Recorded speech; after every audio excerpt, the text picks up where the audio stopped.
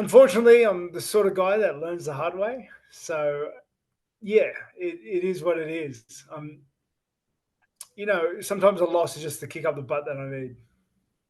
How about the opponent this time? What do you make of Reiner as an opponent?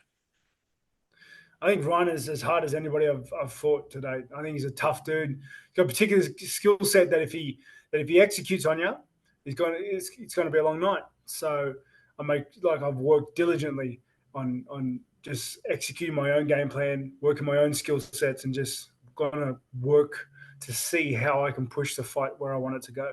What's crazy is I was just looking this up and it's like, oh, he's another young up and comer. He's actually older than you, Mm. Yeah. which shows how you've been doing this for such a long time and at such a young age that you're still in your prime. Do you feel like you're still in your prime? Yeah, definitely. I definitely feel the tenure like that I've had.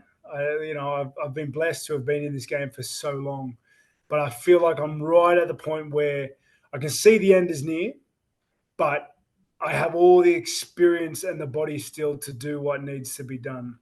So yeah, it's like the last sprint, on a marathon. You say you see the end is near. Is there an age? Is there a number? Is there an amount of fights, or is it just one fight at a time at this time? Yeah, no, I'm looking another couple of years. There's other things I want to do, and fighting takes a lot. You have to sacrifice a lot for the game, and yeah, there's other things I want to do still. Did you see, what just happened with Dustin Poirier and think, that should be you someday in Australia, give you the shine like that? Because that was pretty cool to watch, I'm sure, as a fan, just the amount of love he received last week. Yeah, yeah, those I really like the way the UFC does the farewells. I think they're amazing. I think it's a really good capstone to have at the end of your career. The latest Australian champ is Jack, but you were the first. Do you still take pride in that you really developed the sport in your homeland and it's just taken off. Volkanovski yourself, there's so many Australian fighters, but the first champ, Robert Whittaker. Yeah, it's definitely something I'm proud of. It's a piece of history and a piece of my legacy that I created, and something I can always look back on. When I'm sitting playing with the kids, and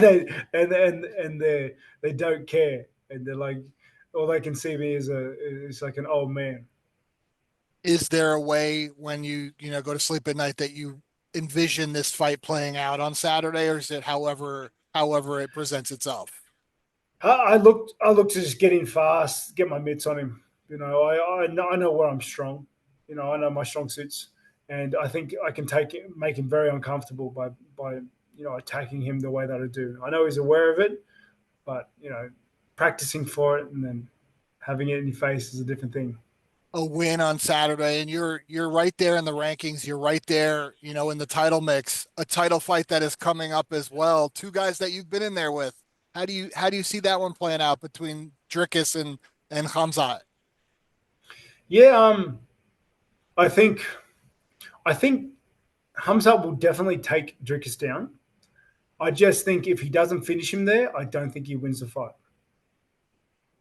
That's interesting. But before any of that, you obviously have to get by uh Renier this weekend. If people weren't going to tune in, it's free on ABC. Why do they need to check this one out this weekend? Mate, my fights are always fun to watch. I want this to be a short night in the office. I've trained my heart off for it, but I know it's got to be a dogfight. 25 minutes.